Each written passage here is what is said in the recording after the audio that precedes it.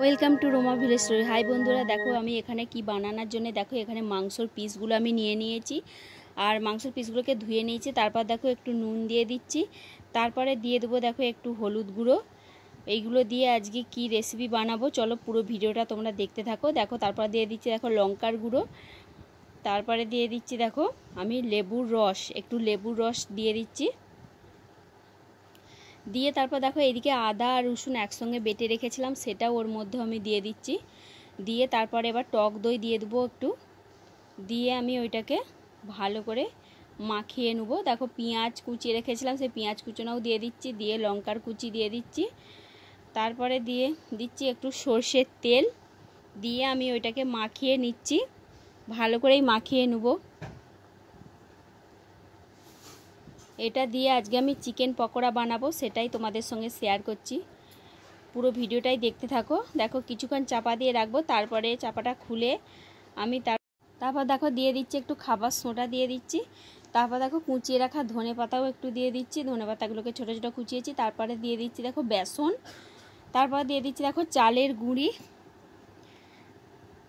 দেখো তারপরে আমি আবার একটু সর্ষের তেল দিয়ে দিচ্ছি ওর মধ্যে। তারপরে এখানে দেখো গরম মশলা, গুঁড়ো গরম মশলা আর ধনে গুঁড়ো দিয়ে দিচ্ছি, দিয়ে একসঙ্গে আমি ওইটা মিক্সড করে ভালো করে মাখিয়ে নিচ্ছি ওইটা। দেখো তারপরে আমি দেখো আমার মাখানাটা হয়ে গেছে, তারপরে আমি চাপা দিয়ে রাখবো। তারপর দেখো আমি ওইটা খুলে, আর ডিমটা আগে দিতে মনে ছিল না, তারপরে আমি ডিমটা দিয়ে দিচ্ছি, দিয়ে আমি মাখিয়ে নেবো ভালো করে। আমি দুটো ডিম দিয়েছি এখানে, তোমরা পারলে একটাও দিতে পারো।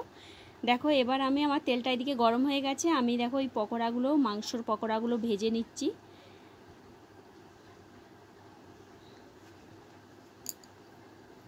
দেখো আমি একটু পিসগুলো বড় বড়ই করেছি, ঘরে বানানো পকোড়া একটু বড় বড় করেছি, ছোট ছোট মাংস দিই না, একটু বড় বড় করে মাংসর পিসগুলো দিয়েছি, দিয়ে আমি ভালো করে লাল লাল করে ভেজে নেব।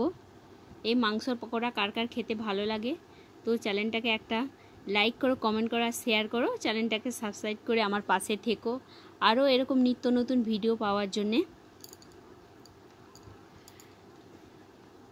আমার তো এই মাংসর পকোড়া খেতে খুবই ভালো লাগে। দেখো